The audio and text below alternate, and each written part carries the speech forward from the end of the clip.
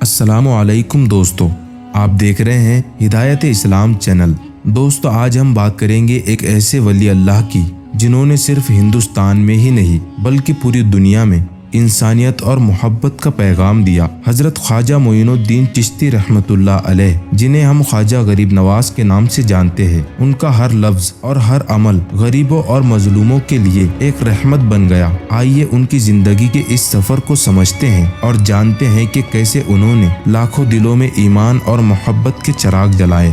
تو دوستو، ویڈیو کو آخر تک ضرور دیکھیں، اور اگر آپ نے ہمارے چینل کو سبسکرائب نہیں کیا ہے تو سبسکرائب کر کے بیل آئیکن کو بھی دبا دیں۔ حضرت سیدنا خواجہ غریب نواز سید معین الدین حسن سنجری چشتی اجمیری رحمۃ اللہ علیہ 537 ہجری بمطابق 1142 عیسوی میں سجستان یا سیستان کے علاقے سنجر میں پیدا ہوئے۔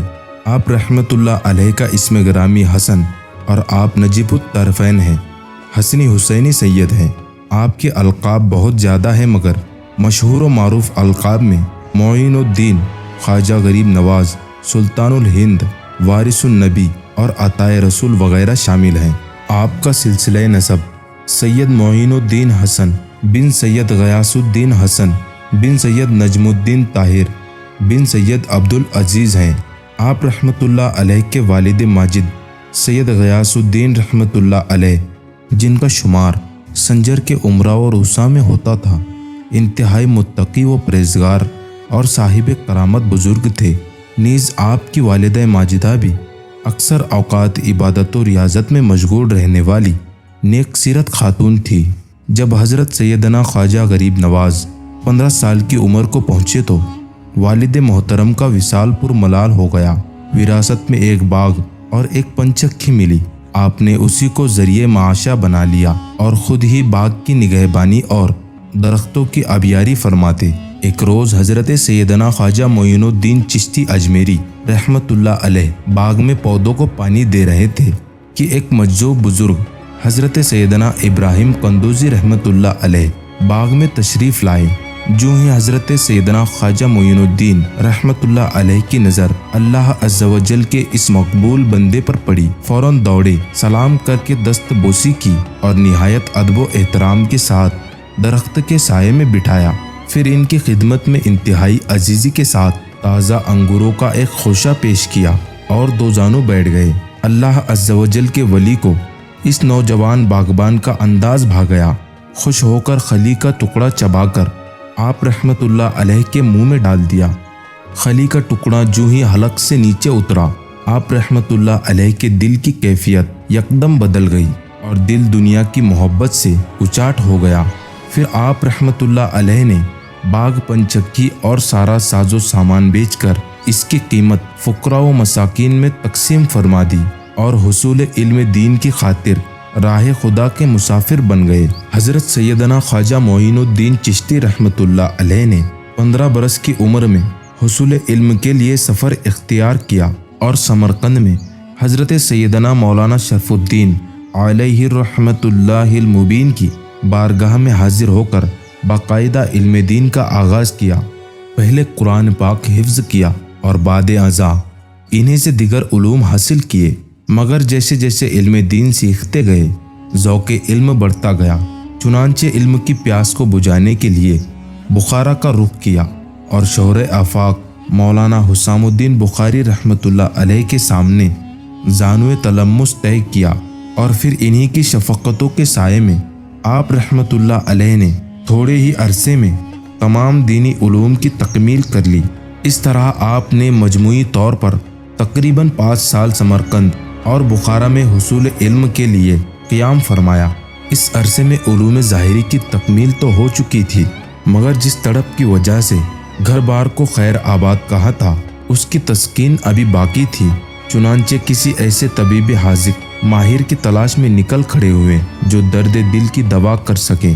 چنانچہ مرشد کامل کی جستجو میں بخارا سے حجاز کا رخت سفر باندھا۔ راستے میں جب نیشاپور کے نواحی علاقے ہارون سے گزر ہوا اور مرد قلندر قطب وقت حضرت سیدنا عثمان ہارونی چشتی رحمت اللہ علیہ کا شہرہ سنا تو فوراً حاضر خدمت ہوئے اور ان کے دست حق پرست پر بیعت کر کے سلسلہ چشتیہ میں داخل ہو گئے۔ آپ رحمت اللہ علیہ کئی سال تک مرشد کامل کی خدمت میں حاضر رہے اور معرفت کی منازل طے کرتے ہوئے باطنی علوم سے فیضیاب ہوتے رہے۔ حضرت سیدنا خواجہ عثمان ہارونی رحمت اللہ علیہ جہاں بھی تشریف لے جاتے آپ ان کا سامان اپنے کندھوں پر اٹھائے ساتھ جاتے۔ نیز آپ کو کئی مرتبہ مرشد کے ساتھ حج کی سعادت بھی حاصل ہوئی۔ آپ رحمت اللہ علیہ فرماتے ہیں، جب میرے پیر و مرشد خواجہ عثمان ہارونی رحمت اللہ علیہ نے میری خدمت اور عقیدت دیکھی تو ایسی کمال نعمت عطا فرمائی جس کی کوئی انتہا نہیں۔ یقیناً جس طرح ہر محب کی چاہت ہوتی ہے کہ محبوب کی نظروں میں سما جاؤں، اور شاگرد کی آرزو یہ ہوتی ہے کہ استاد کی آنکھوں کا تارا بن جاؤں، اس طرح ایک مرید کی دلی خواہش یہ ہوتی ہے کہ میں اپنے پیر و مرشد کا منظور نظر بن جاؤں، مگر ایسے قسمت کے دھنی بہت کم ہوتے ہیں جن کی یہ تمنا پوری ہو جائے۔ حضرت خواجہ معین الدین حسن چشتی اجمیری رحمت اللہ علیہ بارگاہ مرشد میں اس قدر مقبول تھے کہ ایک موقع پر خود مرشد کریم خواجہ عثمان ہارونی رحمت اللہ علیہ نے فرمایا، ہمارا معین الدین اللہ کا محبوب ہے، ہمیں اپنے مرید پر فخر ہے۔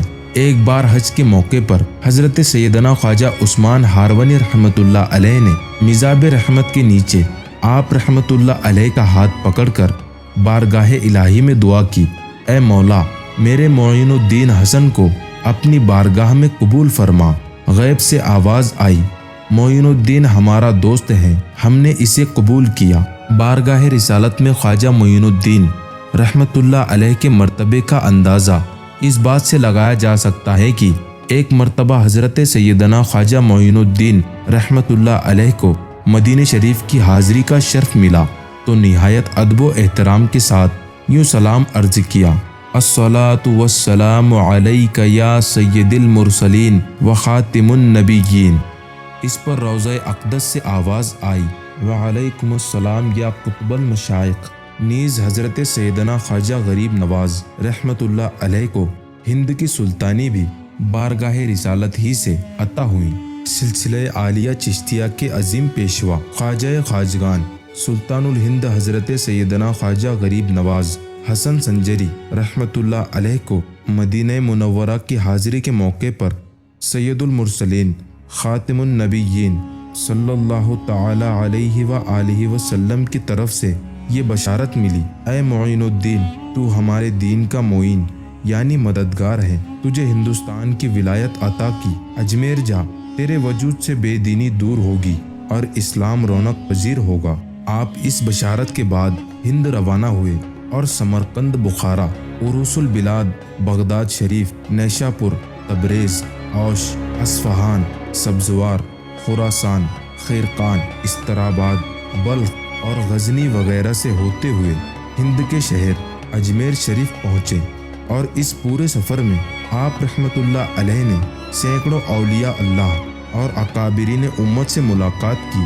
چنانچہ آپ رحمت اللہ علیہ بغداد معلیٰ میں حضرت سیدنا غوث اعظم محی الدین سید عبد القادر جیلانی رحمت اللہ علیہ کی خدمت میں حاضر ہوئے اور 5 ماہ تک بارگاہ غوثیہ میں اکتساب فیض کیا۔ تبریز میں شیخ بدر الدین ابو سعید تبریزی رحمت اللہ علیہ کی بارگاہ سے علم کی میراث حاصل کی۔ اصفہان میں شیخ محمود اصفہانی رحمت اللہ علیہ کے پاس حاضر ہوئے اور خرقان میں شیخ ابو سعید عبد الخیر اور خواجہ ابو الحسن خرقانی رحمت اللہ علیہ کے مزارات پر حاضری دی۔ استراباد میں حضرت علامہ شیخ نصیر الدین استرابادی رحمت اللہ علیہ سے قصب فیض کیا۔ ہرات میں شیخ الاسلام امام عبداللہ انصاری رحمت اللہ علیہ کی مزار کی زیارت کی اور بلخ میں شیخ احمد خضرویہ رحمت اللہ علیہ کی خانقاہ میں قیام فرمایا۔ سفر ہند کے دوران جب حضرت سیدنا خواجہ غریب نواز رحمت اللہ علیہ کا گزر علاقہ سبزوار سے ہوا تو آپ رحمت اللہ علیہ نے وہاں ایک باغ میں قیام فرمایا جس کے وسط میں ایک خوشنما حوض تھا۔ یہ باغ حاکم سبزوار کا تھا جو بہت ہی ظالم اور بد مذہب شخص تھا۔ اس کا معمول تھا کہ جب بھی باغ میں آتا تو شراب پیتا اور نشے میں خوب شور و گل مچاتا۔ آپ رحمت اللہ علیہ نے حوض سے وضو کیا اور نوافل ادا کرنے لگے۔ محافظوں نے اپنے حاکموں کی سخت گیری کا حال عرض کیا اور درخواست کی کہ یہاں سے تشریف لے جائیں، کہیں حاکم آپ کو کوئی نقصان نہ پہنچا دے۔ آپ نے فرمایا، اللہ میرا حافظ و ناصر، نگہبان و مددگار ہے۔ اسی دوران حاکم باغ میں داخل ہوا اور سیدھا حوض کی طرف آیا۔ اپنی عیش و عشرت کی جگہ پر ایسے اجنبی درویش کو دیکھا تو آگ بگولا ہو گیا، اور اس سے پہلے کہ وہ کچھ کہتا، آپ رحمت اللہ علیہ نے ایک نظر ڈالی اور اس کی کایا پلٹ دی۔ حاکم آپ رحمت اللہ علیہ کی نظر جلالت کی تاب نہ لا سکا اور بے ہوش ہو کر زمین پر گر پڑا۔ خادموں نے منہ پر پانی کے چھینٹے مارے۔ جو ہی ہوش آیا، فوراً آپ رحمت اللہ علیہ کے قدموں میں گر کر بد مذہبیت اور گناہوں سے تائب ہو گیا اور آپ کے دست مبارک پر بیعت ہو گیا۔ پیر و مرشد حضرت خواجہ معین الدین رحمت اللہ علیہ کی انفرادی کوشش سے اس نے ظلم و زور سے جمع کی ہوئی ساری دولت اصل مالکوں کو لوٹا دی اور آپ رحمت اللہ علیہ کی صحبت کو لازم پکڑ لیا۔ آپ رحمت اللہ علیہ نے کچھ ہی عرصے میں اسے فیوز باطنی سے مالا مال کر کے خلافت عطا فرمائی اور وہاں سے رخصت ہو گئے۔ حضرت سیدنا خواجہ غریب نواز رحمت اللہ علیہ کا معمول تھا کہ ساری رات عبادت الہی میں مصروف رہتے، حتیٰ کہ عشاء کے وضو سے نماز فجر ادا کرتے، اور تلاوت قرآن سے اس قدر شغف تھا کہ دن میں 2 قرآن پاک ختم فرما لیتے۔ دوران سفر بھی قرآن پاک کی تلاوت جاری رہتی۔ اللہ والوں کی شان ہے کہ وہ ظاہری زیب و آرائش کے بجائے باطن کی صفائی پر زور دیتے ہیں۔ حضرت خواجہ غریب نواز رحمت اللہ علیہ کے لباس مبارک میں انتہائی درجے کی سادگی نظر آتی تھی۔ آپ کا لباس صرف 2 چادروں پر مشتمل ہوتا اور اس میں کئی پیوند لگے ہوتے، گویا لباس سے بھی سنت مصطفیٰ سے بے پناہ محبت کی جھلک دکھائی دیتی۔ نیز پیوند لگانے میں بھی اس قدر سادگی اختیار کرتے کہ جس رنگ کا کپڑا میسر ہوتا اسی کو شرف بخش دیتے۔ آپ رحمت اللہ علیہ بہت ہی نرم دل اور متحمل مزاج، سنجیدہ طبیعت کے مالک تھے۔ اگر کبھی غصہ آتا تو صرف دینی غیرت و حمیت کی بنیاد پر آتا۔ البتہ ذاتی طور پر اگر کوئی سخت بات کہہ بھی دیتا ہے تو آپ رحمت اللہ علیہ برہم نہ ہوتے، بلکہ اس وقت بھی حسن اخلاق اور خندہ پیشانی کا مظاہرہ کرتے ہوئے صبر کا دامن ہاتھ سے نہ جانے دیتے، اور ایسا معلوم ہوتا کہ آپ نے اس کی نازیبا باتیں سنی ہی نہ ہو۔ حضرت خواجہ غریب نواز رحمت اللہ علیہ پر خوف خدا اس قدر غالب تھا کہ آپ رحمت اللہ علیہ ہمیشہ خشیت الہی سے کانپتے اور گریہ و زاری کرتے۔ خلق خدا کو خوف خدا کی تلقین کرتے ہوئے ارشاد فرمایا کرتے، اے لوگو، اگر تم زیر خاک سوئے ہوئے لوگوں کا حال جان لو تو مارے خوف کے کھڑے کھڑے پگھل جاؤ۔ حضرت خواجہ قطب الدین بختیار کاکی رحمت اللہ علیہ اپنے پیر و مرشد حضرت خواجہ غریب نواز رحمت اللہ علیہ کی صفات مومنانہ بیان کرتے ہوئے فرماتے ہیں کہ میں کئی برس تک خواجہ غریب نواز رحمت اللہ علیہ کی خدمت اقدس میں حاضر رہا، لیکن کبھی آپ رحمت اللہ علیہ کی زبان اقدس سے کسی کا راز فاش ہوتے نہیں دیکھا۔ آپ رحمت اللہ علیہ کبھی کسی مسلمان کا بھید نہ کھولتے۔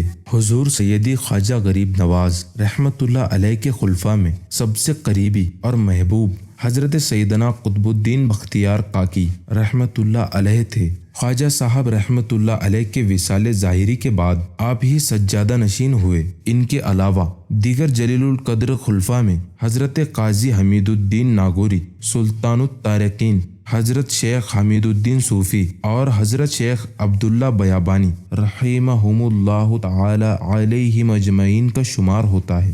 حضور خواجہ غریب نواز رحمت اللہ علیہ کے چند مرید ایک بار اجمیر شریف کے مشہور تالاب انا ساگر پر غسل کرنے گئے تو کافروں نے شور مچا دیا کہ یہ مسلمان ہمارے تالاب کو ناپاک کر رہے ہیں۔ چنانچہ وہ حضرات لوٹے اور سارا ماجرا خواجہ غریب نواز رحمت اللہ علیہ کی خدمت میں عرض کر دیا۔